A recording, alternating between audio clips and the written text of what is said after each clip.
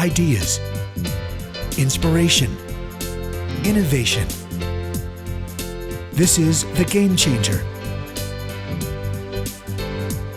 And now here's your host, Chicky Fitzgerald.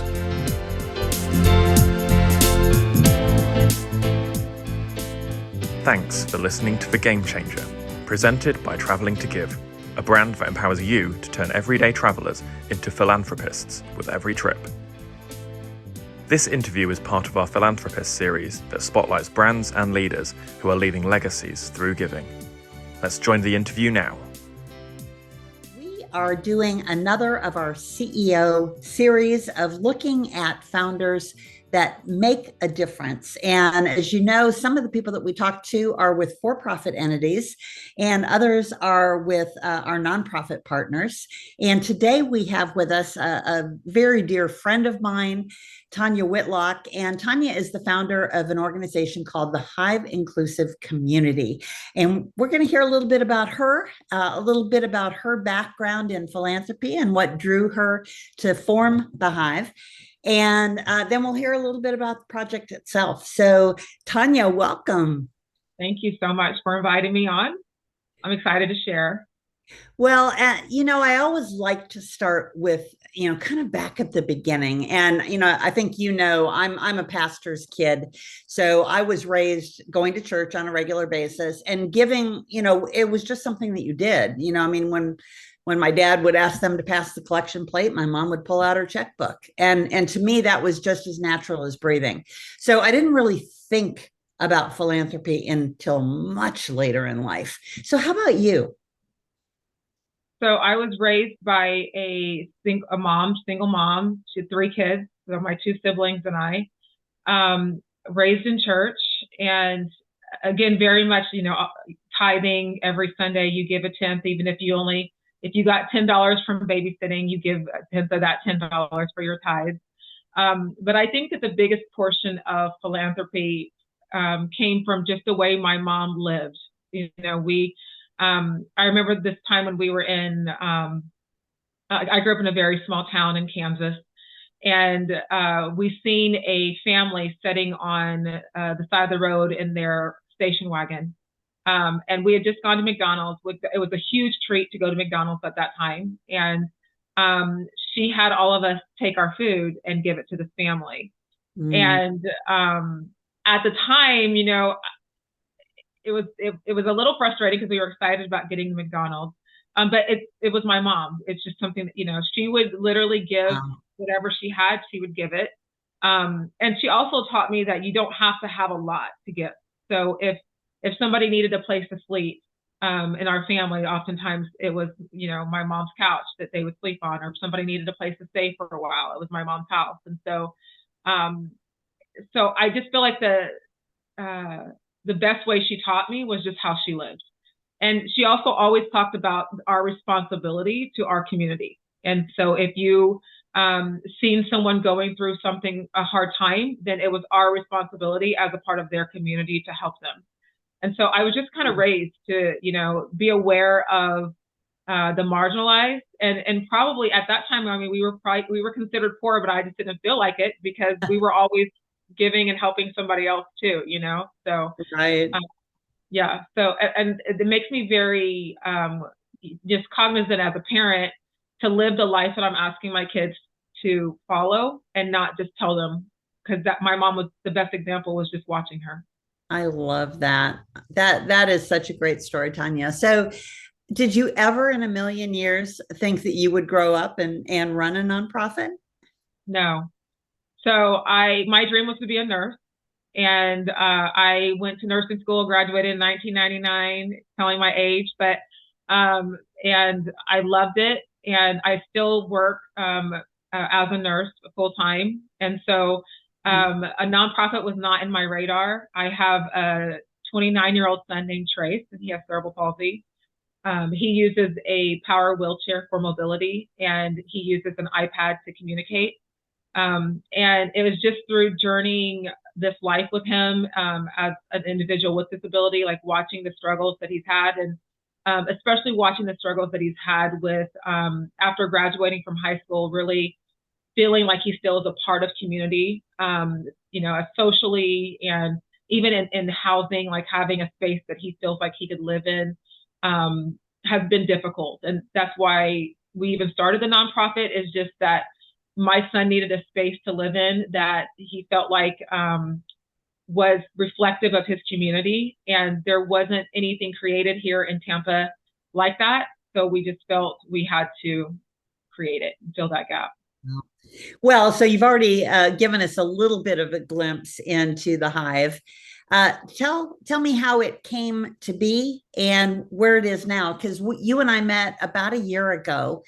Well, we met earlier than that through an organization that we're both a part of, but we actually sat down and talked about your vision and where you were, and I knew we could help you grow that.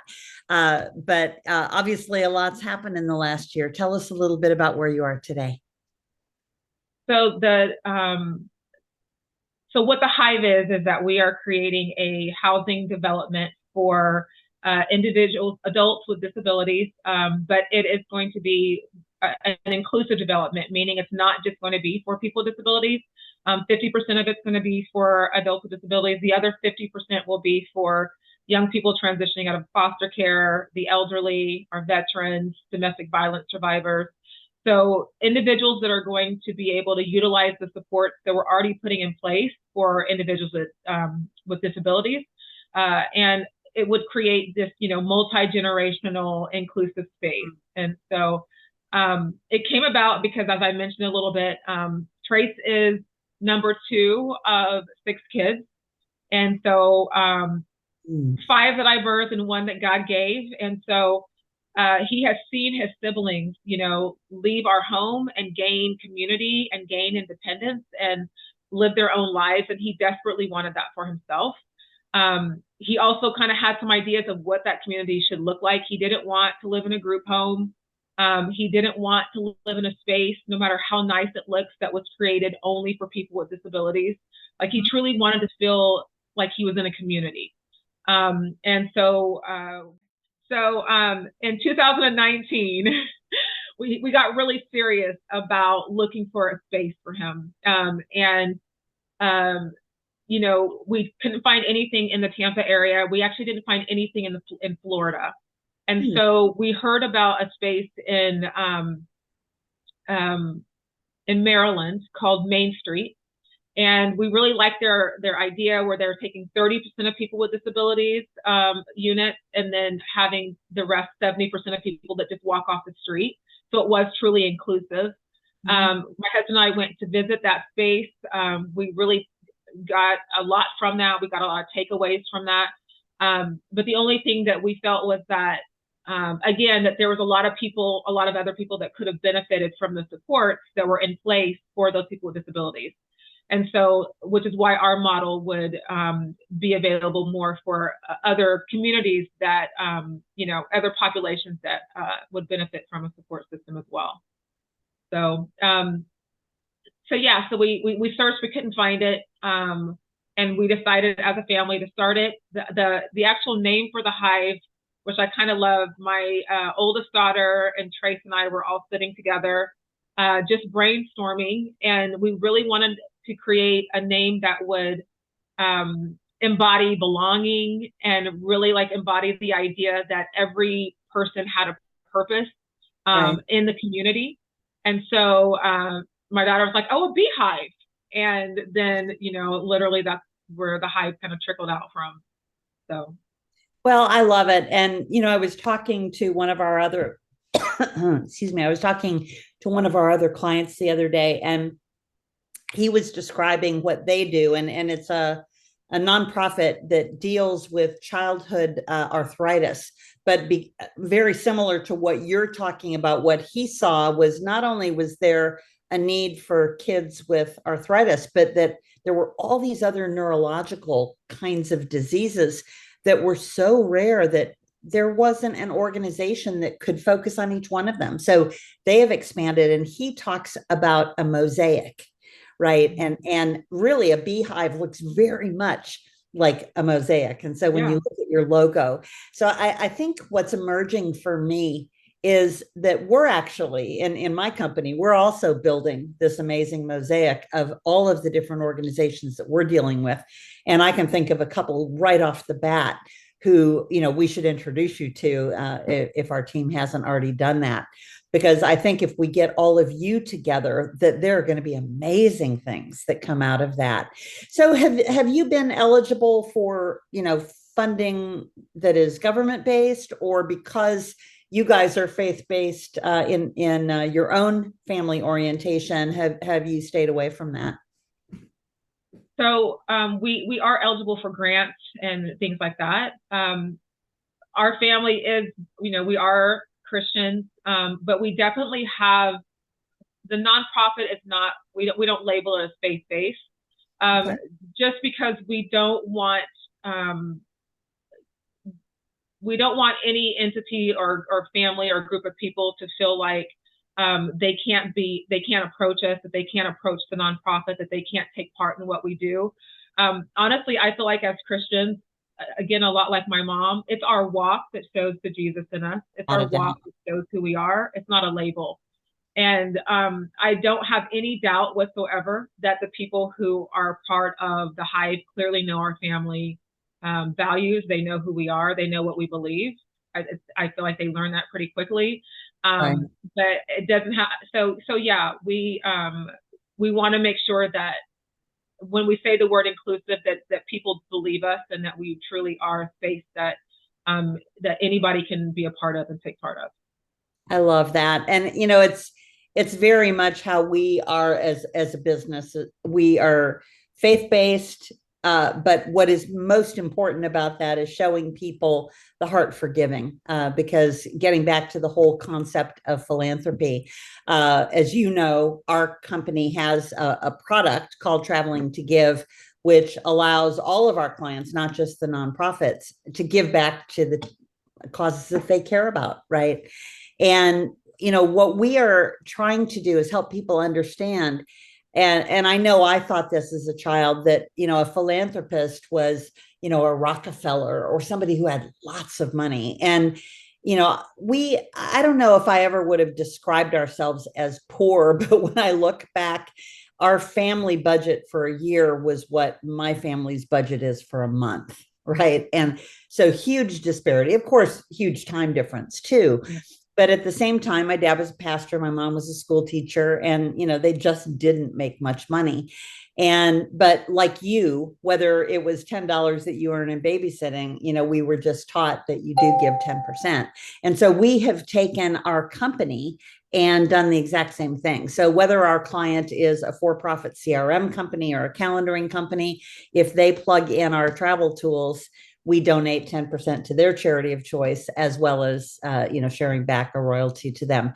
But our model with organizations like yours is we want to help you in raising funds from the people who already want to support you. And, I think we had talked a year ago about programs like Amazon Smile, which Amazon has since terminated that program. And we have always given 5 times what they gave.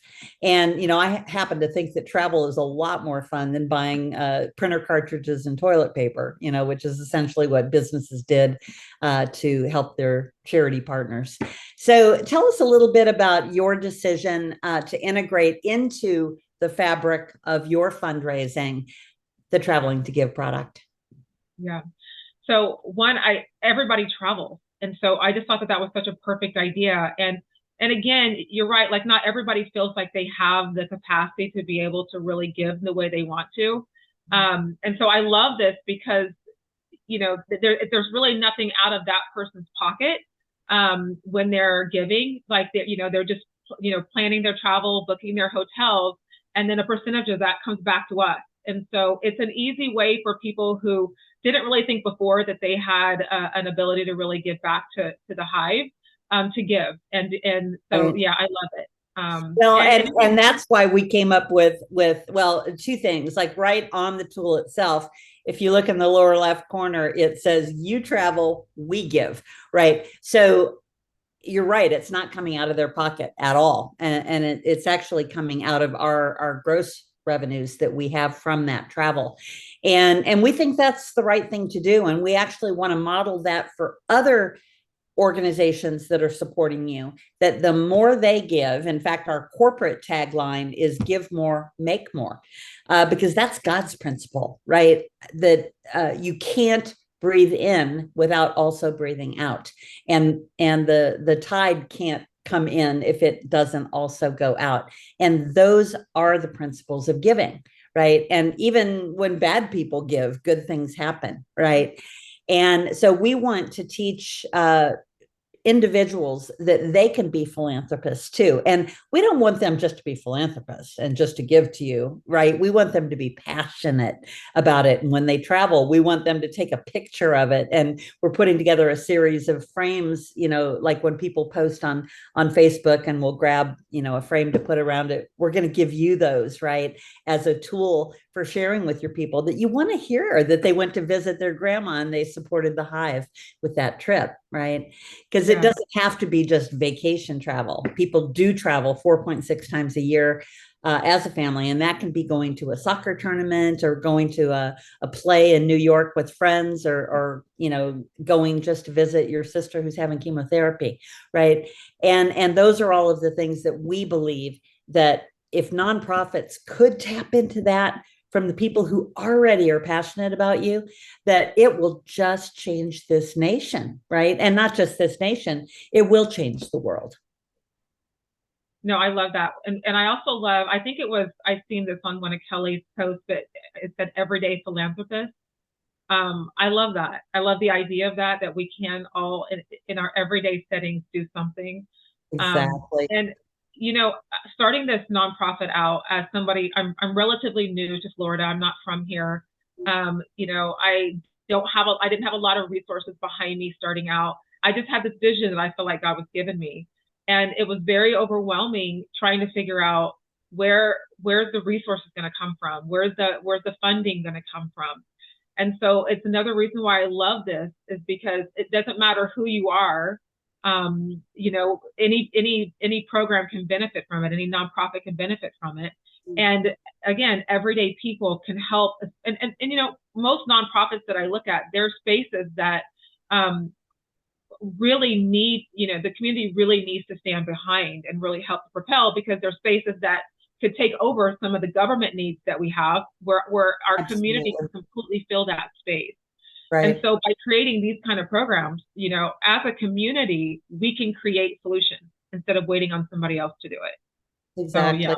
Exactly. And, the other thing that is my dream is that it does become an everyday thing, Tonya, because, we're coming up on Giving Tuesday is coming up very soon.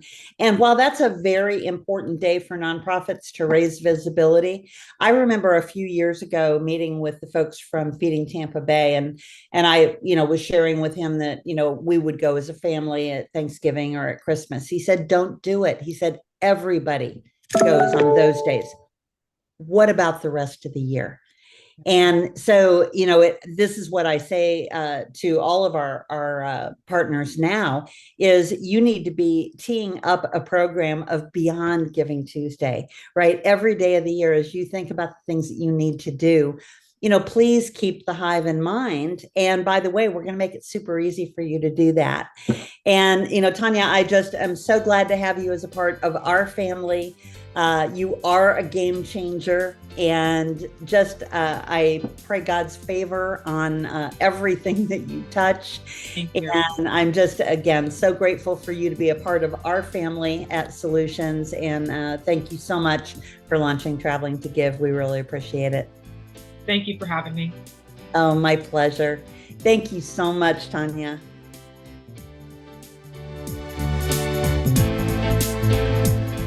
You've been listening to The Game Changer. Ideas, inspiration, innovation with Chicky Fitzgerald.